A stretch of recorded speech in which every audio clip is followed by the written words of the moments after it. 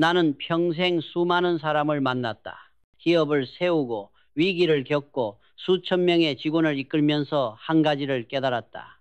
사업의 실패보다 더 치명적인 것은 잘못된 인간관계다. 회계의 오류는 고칠 수 있지만 사람의 오류는 마음을 병들게 만든다. 젊은 시절 나는 사람을 믿는 것이 미덕이라고 배웠다.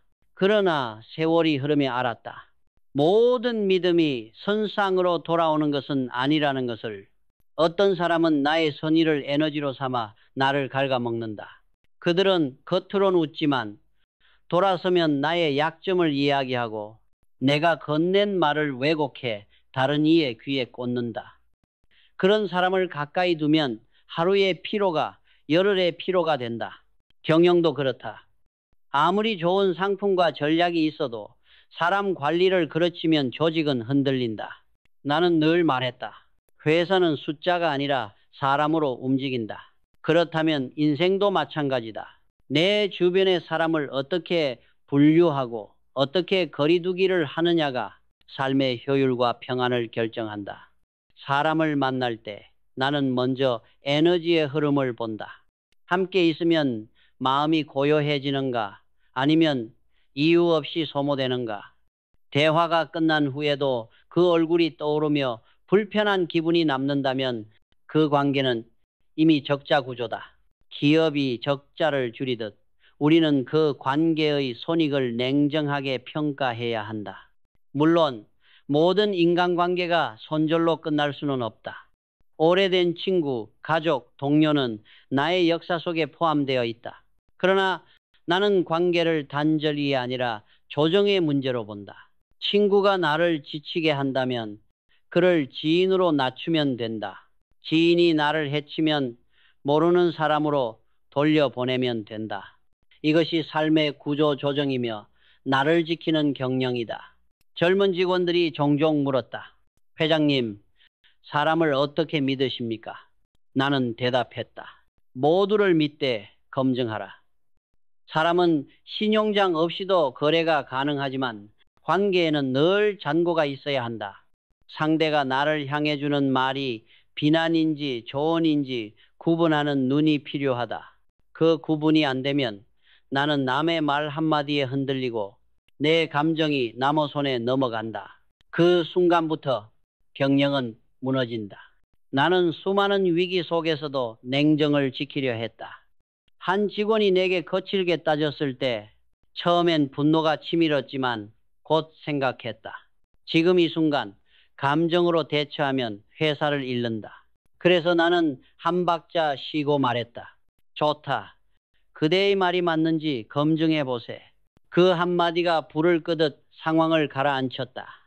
인간관계의 전쟁터에서도 즉각 반응보다 즉각 통제가 더 강력한 무기다. 내가 배운 또 하나의 교훈은 이렇다. 비난은 통제하고 도발은 피하라. 도발에 끌려가면 내 감정이 적의 전략이 된다. 회장실에서 가장 무서운 적은 외부의 경쟁자가 아니라 내 마음속 분노와 피해의식이었다. 그래서 나는 내 안의 분노를 경영하기로 했다. 감정도 자산이기 때문이다. 사람을 멀리한다는 것은 냉정함이 아니라 지혜다. 나를 지치게 하는 사람을 피하는 것은 비겁함이 아니라 내 인생의 시간과 에너지를 효율적으로 배분하는 경영행위다. 나는 그것을 관계회계해라 부른다. 모든 만남에는 비용이 있다. 그 비용이 나를 성장시키면 투자이고 나를 소모시키면 낭비다. 경영자는 낭비를 줄이고 투자를 늘려야 한다. 삶도 마찬가지다. 이제 나는 나 자신에게 이렇게 묻는다. 이 만남은 나에게 이익인가 손실인가? 그 질문 하나가 나를 수많은 관계의 함정에서 구해냈다. 인간관계에도 경영이 필요하다. 사람을 사랑하되 관리하라. 감정을 느끼되 기록하라. 그리고 때로는 과감히 정리하라.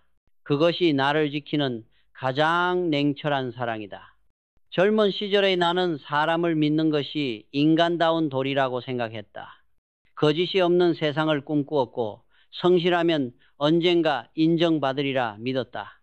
그러나 현실은 달랐다. 세상에는 성실을 이용하는 자, 믿음을 소비하는 자, 그리고 그 둘 사이에서 아무 죄책감 없이 이익을 취하는 자들이 존재했다. 나는 그 사실을 너무 늦게 배웠다. 사업을 시작하고 동업자를 맞이하고 여러 차례의 실패를 거치면서 깨달은 것은 단 하나였다. 좋은 사람이 좋은 관계를 만든다는 보장은 없다.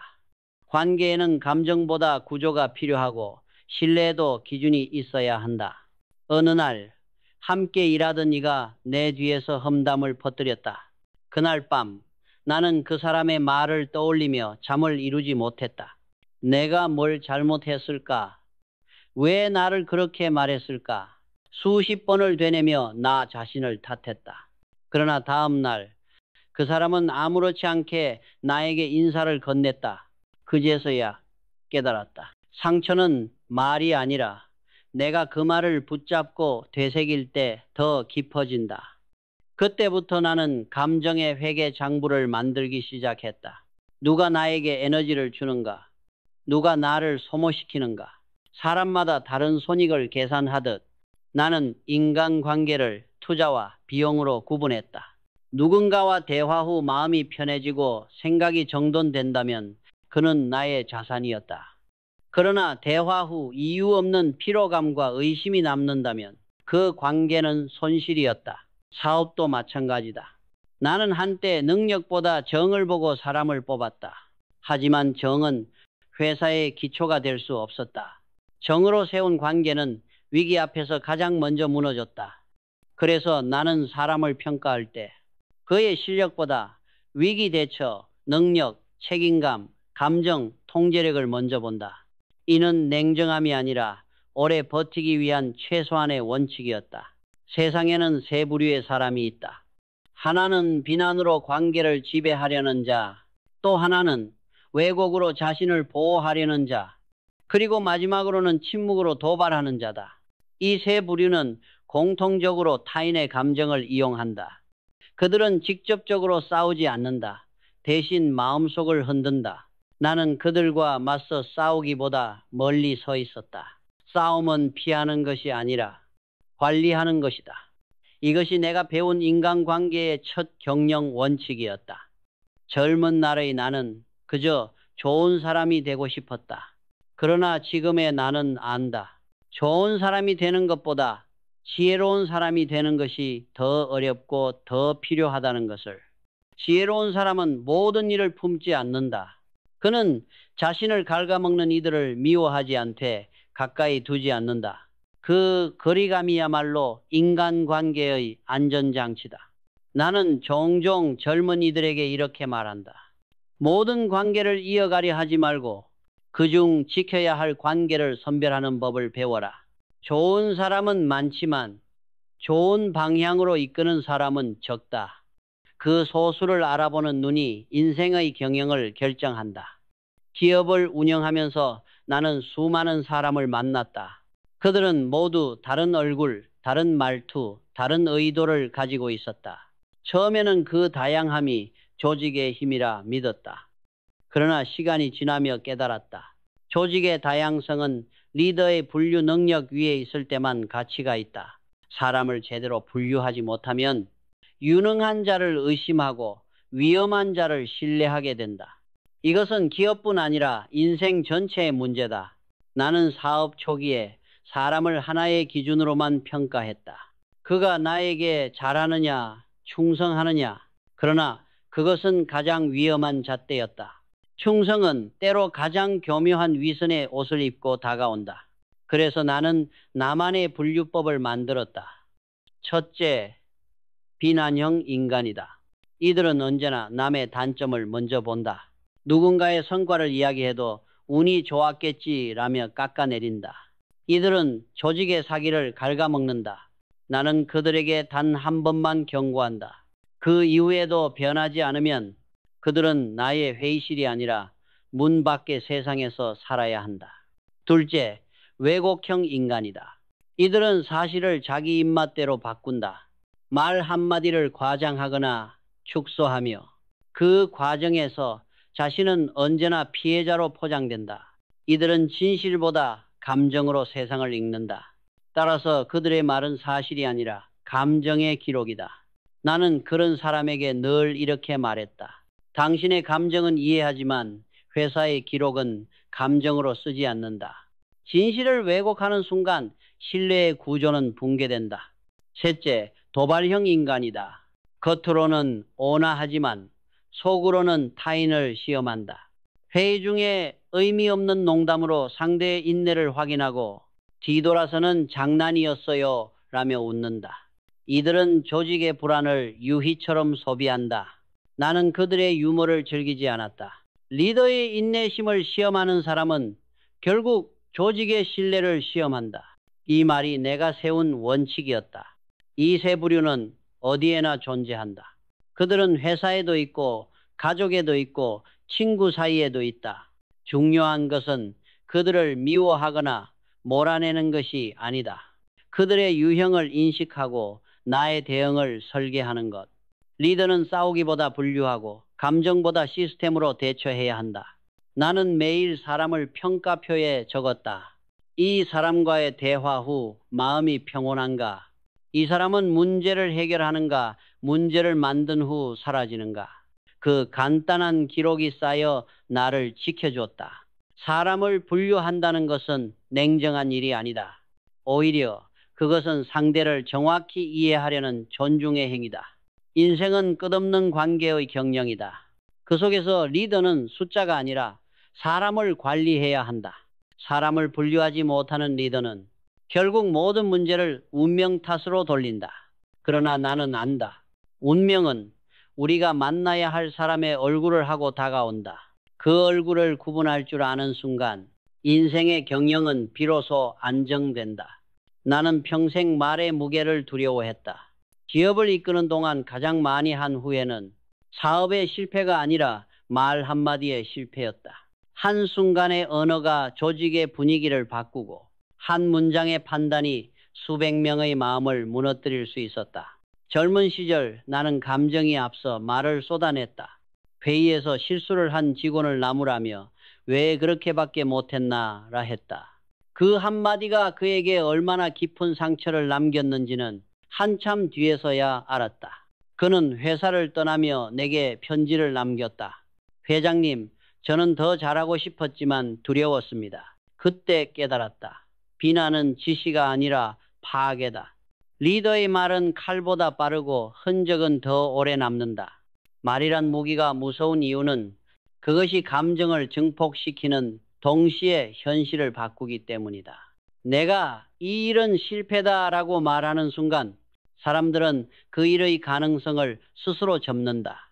반대로 아직 완성되지 않았다고 말하면 그들은 새로운 해답을 찾는다. 같은 상황에서도 리더의 언어는 조직의 방향을 결정한다. 나는 언젠가 한 임원에게서 왜곡된 보고를 받은 적이 있다.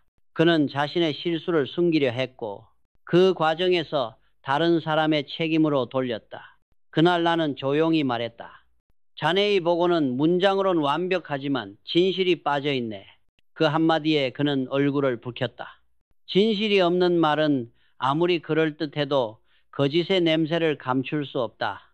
언어는 기록되고 기록은 결국 진실의 재판장이 된다. 나는 그것을 수없이 목격했다. 그래서 나는 회의 전에 항상 언어의 준비를 했다. 말을 내뱉기 전에 그것이 상대를 세우는가 꺾는가를 점검했다. 기업의 위기 중 다수는 실상 숫자가 아니라 말에서 시작된다. 그 프로젝트는 망했어. 이 한 문장은 실패를 고착시키고 아직 가능성이 남았어. 이 말은 새로운 투지를 불러온다. 리더의 언어는 숫자보다 강한 경영 지표다. 나는 직원들에게 이렇게 말했다. 비난보다 부정을 배워라. 비난은 사람을 공격하지만 부정은 사실을 바로잡는다. 누군가 왜곡된 말을 할 때는 감정적으로 싸우지 말고 조용히 그러나 단호하게 말하라. 그건 아닙니다. 이 한마디가 조직의 신뢰를 지켜낸다. 이것은 인간관계에서도 마찬가지다. 누군가 나를 왜곡할 때 침묵은 동의가 된다. 따라서 부정을 연습하라. 그건 아닙니다는 리더의 가장 품격 있는 방패다. 나는 매일 아침 이렇게 다짐했다. 오늘 내가 내뱉을 모든 말이 회사를 살릴 수도 죽일 수도 있다. 그 생각이 나를 조심하게 만들었다. 리더의 언어는 권위의 상징이 아니라 타인의 인생을 품는 그릇이다. 감정의 순간에 침묵을 선택하는 것, 그것이 리더의 첫 번째 통제다. 말을 아낄 줄 아는 사람은 결국 자신을 지킬 줄 아는 사람이다. 그리고 말이 적을수록 행동의 울림은 더 커진다. 말 한마디가 회사를 살리고 또 한마디가 회사를 죽인다. 그 사실을 아는 순간 우리는 비로소 언어의 경영자가 된다. 나는 인생을 기업처럼 보았다. 수익이 나는 관계가 있고 적자를 내는 관계가 있다. 경영이란 결국 무엇을 유지하고 무엇을 정리할지 결정하는 일이다. 그 결정이 조직의 생존을 좌우하듯 인생에서도 관계의 정리는 나를 지키는 경영이다. 많은 이들이 손절이라는 말을 냉정하다고 한다. 그러나 나는 손절을 관계의 청산이 아니라 관계의 조정이라 본다. 회사에서도 실적이 부진한 사업을 당장 폐쇄하지는 않는다. 분석하고 개선을 시도하고 그래도 회복이 불가능할 때 그제서야 철수한다. 인간관계도 마찬가지다. 한 번의 실수로 사람을 버리는 것은 경솔하다. 그러나 반복되는 손실을 감내하는 것은 어리석음이다. 나는 사람을 세 단계로 나눈다. 첫째, 모르는 사람. 둘째, 지인. 셋째, 친구. 친구가 나를 지치게 한다면 지인으로 낮추면 된다. 지인이 나를 해치면 모르는 사람으로 돌려보내면 된다. 이것이 손절의 본질이다. 다시는 보지 말자는 단절이 아니라 관계의 거리와 역할을 재조정하는 행위다. 사업을 하며 나는 수없이 많은 동료를 보냈다. 그들을 미워해서가 아니다. 그들의 방향과 나의 방향이 달랐기 때문이다. 조직의 목표와 개인의 욕심이 엇갈릴 때 함께 가는 길은 서로를 병들게 한다. 그래서 나는 늘 말했다. 헤어짐에도 품격이 있어야 한다. 손절이란 상대를 내치기 위한 칼날이 아니라 서로의 삶을 더 나은 길로 돌려보내는 이별의 기술이다. 손절의 기준은 단순하다. 3번 연속 불쾌한 감정을 주는 사람. 그 관계는 이미 경고 단계를 넘어섰다. 회계에서 마이너스가 3번 이어지면 구조조정이 필요하듯 감정의 장부도 손익을 기록해야 한다. 한 번의 불편함은 오해일 수 있다. 두 번째는 경고다. 세 번째라면 그것은 패턴이다. 패턴을 무시하는 리더는 결국 위기를 맞는다. 나 또한 사람을 잃을 때마다 마음이 아팠다. 그러나 더 아픈 것은 나를 잃는 일이었다. 나는 내 시간, 내 에너지, 내 평온함을 지키기 위해 어떤 관계에서는 먼저 물러섰다. 그것이 비겁함이 아니라 내 삶의 효율을 지키는 전략임을 알았다. 젊은 후배들이 종종 물었다. 회장님, 언제 손절해야 합니까? 나는 이렇게 답했다. 기분이 100이던 내가 그와 있을 때마다 70으로 떨어지고 그것이 3번 반복된다면 그때가 손절의 시기다. 감정은 나의 심리 회계다. 마음이 계속 적자를 낸다면 그 관계는 이미 부실 채권이다. 리더십의 본질은 연결이 아니라 선택이다. 모든 사람을 끌어안을 수 없고 모든 관계를 지킬 필요도 없다. 진정한 리더는 사람을 잃는 아픔보다 자신을 잃는 위험을 더 두려워한다. 그래서 나는 오늘도 내게 묻는다. 이 관계는 나를 성장시키는가, 소모시키는가? 그 답이 후자라면 나는 조용히 마음속에서 한 단계 낮춘다. 그것이 나를 지키는 가장 냉철한 경영이다. 나는 인생을 경영하듯 살았다. 그리고 그 경영을 무너뜨리는 가장 큰 적이 습관이라는 사실을 깨닫기까지 오랜 세월이 걸렸다. 사람은 습관의 합이다. 좋은 습관은 회사를 성장시키는 시스템이 되고 나쁜 습관은 아무리 뛰어난 인재라도 서서히 부식시킨다. 내가 만난 실패한 사람들 대부분은 한순간의 실수 때문이 아니었다. 그들의 실패는 작은 나쁜 습관이 쌓여 체질이 된 결과였다. 예를 들어 감정이 상하면 즉시 반응하는 습관, 남의 시선을 지나치게 의식하는 습관, 자기 자신을 혹독하게 평가하는 습관. 이 세 가지는 특히 사람을 병들게 한다. 나는 한때 이런 습관을 직접 겪었다. 젊은 시절 회사에 위기가 닥치면 밤새 왜 이런 일이 내게 생겼을까를 반복했다. 그 문장 속에는 이미 함정이 있었다. 내게 생겼다는 말은 곧 나는 불행하다는 전제를 품고 있었다. 그 문장을 되풀이할수록 불행은 현실이 되었다. 그래서 나는 그 문장을 버렸다. 대신 이렇게 물었다. 이 일은 무엇을 가르치려 하는가? 질문을 바꾸니 생각이 바뀌었고, 생각이 바뀌니 결과가 달라졌다. 또 하나의 습관은 독심술이었다. 나는 한때 부하 직원의 표정을 보고 저 사람은 나를 싫어하는군이라고 단정하곤 했다. 그러나 그 생각은 내 집중력을 갉아먹는 독이었다. 남의 마음을 읽으려는 순간 나는 내 마음을 잃는다. 그 후로 나는 독심술을 버리고 질문을 택했다. 오늘 회의는 어땠나? 혹시 내 설명이 부족했는가? 묻는 습관은 오해를 줄이고 관계를 단단히 만든다. 세 번째 습관은 자기 비난이었다. 많은 이들이 실패 후 나는 버려졌다. 나는 끝났다고 말한다. 그 말은 스스로에게 내리는 저주다. 기업이 적자를 낼 때 경영자는 망했다고 외치지 않는다. 대신 조정이 필요하다고 말한다. 인생도 같다. 나는 망했다는 말은 내 인생을 청산시키고 나는 조정 중이다는 말은 내 인생을 다시 설계하게 한다. 습관은 처음엔 편안하다. 그러나 편안함은 언제나 대가를 요구한다. 늦잠은 달콤하지만 결국 시간을 잃게 만들고 자기 비난은 솔직해 보이지만 결국 자신감을 갉아먹는다. 습관은 조용히 자리를 잡고 서서히 주인을 지배한다. 그래서 나는 나의 모든 하루를 점검표로 기록했다. 오늘의 감정은 내 의지로 움직였는가? 아니면 습관이 끌고 갔는가? 좋은 습관은 노력이 필요하지만 나쁜 습관은 그냥 내버려둬도 잘한다. 마치 잡초와 같다.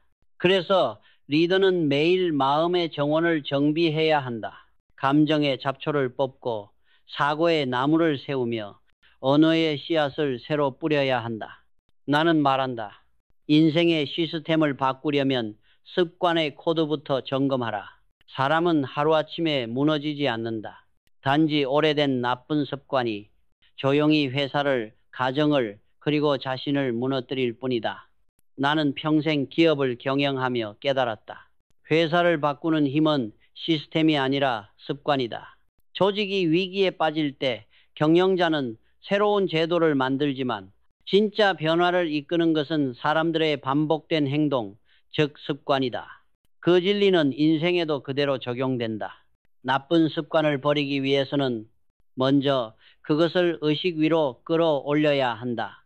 무의식 속에서 자동으로 반복되던 행동을 스스로 관찰하는 것이다. 나는 늘 수첩에 이렇게 적었다. 오늘 나는 몇 번이나 불평했는가? 오늘 나는 누구의 마음을 읽으려 했는가? 이 단순한 기록이 내 무의식을 깨웠다. 습관은 반복으로 만들어지지만 그 반복을 의식할 때 비로소 바꿀 수 있다. 습관을 바꾼다는 것은 결국 나 자신을 재설계하는 일이다. 나는 담배를 끊는 과정에서 그 원리를 배웠다. 사람은 담배 그 자체보다 담배를 피울 때 느끼는 안정감과 의식을 그리워한다. 습관에도 정증이 깃들어 있다. 그래서 버릴 때는 단호함보다 애도의 마음이 필요하다. 나쁜 습관도 오랫동안 나를 지탱해준 무언가였기 때문이다. 나는 나쁜 습관을 버릴 때 이렇게 말했다. 그동안 수고했다. 그러나 이제는 보내줄 때다. 그 자리를 비워두면 공허함이 찾아온다. 그래서 나는 늘 새로운 습관으로 채웠다. 독심술을 버린 자리에 질문하는 습관을, 불평을 버린 자리에 감사하는 습관을, 자기 비난을 버린 자리에 기록하는 습관을 심었다.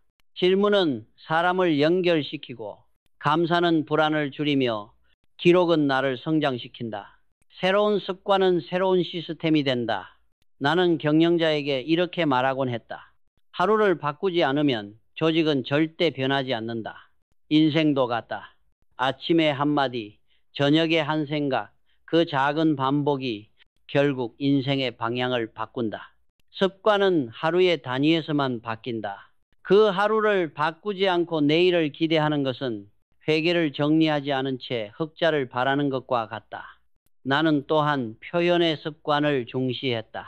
생각만으로는 변화가 완성되지 않는다. 감사하면 말로 전하고 미안하면 직접 사과하라. 표현은 감정의 배출구이자 관계의 윤활유다. 억눌린 감정은 부패하고 표현된 감정은 정화된다. 그래서 나는 늘 젊은 직원들에게 말했다. 생각을 머리에만 두지 말고 입으로 옮겨라. 그것이 인간관계의 경영이다. 새로운 습관은 하루아침에 완성되지 않는다. 그러나 꾸준히 반복하면 어느 날 문득 달라진 자신을 본다. 그 순간 사람은 자기 자신을 존중하게 된다. 자기 존중이야말로 모든 경영의 출발점이다. 나는 믿는다. 사람은 누구나 바뀔 수 있다. 단, 그 변화는 거대한 결심이 아니라 하루의 습관 속에서 시작된다. 습관을 바꾸는 자가 결국 인생을 경영한다. 나는 살아오며 셀 수 없는 상처를 받았다. 사업의 실패로, 사람의 배신으로, 그리고 나 자신의 어리석음으로. 그러나 시간이 흘러 돌이켜보니 상처 그 자체보다 더 아팠던 것은 그 상처를 준 사람에게서만 치유를 구하려 했던 나의 집착이었다. 우리는 종종 이렇게 착각한다. 그가 나를 아프게 했으니 그가 사과해야 내 마음이 낫는다. 그러나 인생은 그렇게 단순하지 않다. 칼에 베인 상처를 칼에게 꿰매달라 하지 않듯 마음을 다친 자리는 전혀 다른 곳에서 회복된다. 나는 젊은 시절 한 동업자에게 깊은 배신을 당했다. 그는 회사의 자금을 빼돌리고 마치 아무 일도 없었다는 듯 나를 떠났다. 그 뒤로 오랫동안 나는 그 사람을 원망했다. 그를 용서하지 않으면 내 분노가 사라지지 않을 것이라 믿었다. 그러나 그를 미워하는 동안 나는 내 인생의 방향을 잃고 있었다. 결국 어느 날 나는 깨달았다. 상처의 원인은 그였지만 해답은 내 안에 있다. 그날 이후 나는 나를 치유하는 법을 바꾸었다. 나는 자연 속으로 걸었고 책을 읽었고 음악을 들으며 내 마음의 균형을 다시 세웠다. 상처는 가해자가 남기지만 회복은 나를 존중할 때 시작된다. 그 후로 나는 이렇게 말했다. 상처는 남이 준 것이지만 그 상처에 머무를지 떠날지는 나의 결정이다. 기업 경영에서도 같은 원리가 통한다. 위기의 원인은 외부에 있을 수 있다. 그러나 해답은 언제나 내부에서 찾아야 한다. 불황의 탓을 하기보다 시장의 변화를 읽고 시스템을 바꾸는 순간 회사는 다시 성장한다. 인생도 그렇다. 불행의 원인을 타인에게 돌리는 한 우리는 늘 피해자에 머문다. 그러나 그 원인을 인정하고 해답을 스스로 설계하기 시작하면 우리는 경영자가 된다. 나는 상처를 겪을 때마다 플랜 B를 세웠다. 누군가의 말로 내 마음이 다쳤다면 나는 글을 썼고 산책을 했고 조용히 새로운 사람을 만났다. 회사의 위기 앞에서는 한 사업이 무너져도 다음 사업을 준비했다. 이것이 나의 생존 방식이자 치유의 방식이었다. 세상은 언제나 불완전하다. 사람도 그렇다. 누군가는 나를 오해하고 또 누군가는 나를 떠난다. 그러나 그 불완전함 속에서 나는 인간의 아름다움을 본다. 상처는 인간으로서 살아있다는 증거이고 그 상처를 다루는 방식이 인격의 품격을 결정한다. 이제 나는 젊은이들에게 이렇게 말하고 싶다. 너를 아프게 한 사람에게서 해답을 찾지 마라. 그들은 이미 너의 이야기를 잊었다. 하지만 너는 아직 너를 기억할 수 있다. 그 기억을 따뜻하게 품는 순간 인생의 회계는 다시 흑자로 돌아선다. 나는 오늘도 조용히 다짐한다. 피할 사람은 피하되 자신은 피하지 말라. 세상의 상처는 피할 수 없지만 그 상처를 어떻게 회복하느냐는 온전히 나의 경영 능력에 달려 있다.